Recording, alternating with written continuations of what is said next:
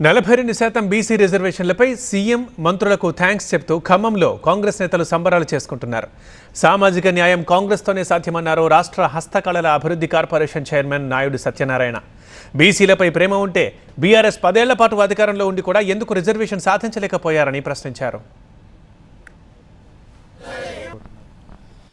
స్వతంత్రం వచ్చిన దగ్గర నుంచి బీసీలకి అణగారిన వర్గాల వాళ్ళందరికీ కూడా ఎప్పుడూ న్యాయం జరగలే.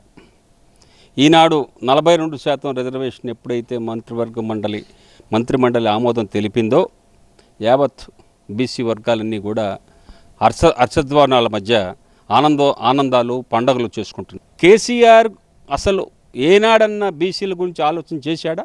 చేసుంటే 10 సంవత్సరాలు ఏం చేసిండండి ఆయన? ఎక్కడన్నా మాట్లాడినటువంటి దాఖలాలు ఉన్నాయా? ఈ దేశంలో రేపు పొద్దున జరగబోయేటువంటి స్థానిక సంస్థల ఎన్నికలలో 42% మేము ఇస్తామన్నాం. తప్పనిసరిగా మా పార్టీ తరఫున 42% బీసీలకి తప్పనిసరిగా కేటాయింపులు ఉంటాయి.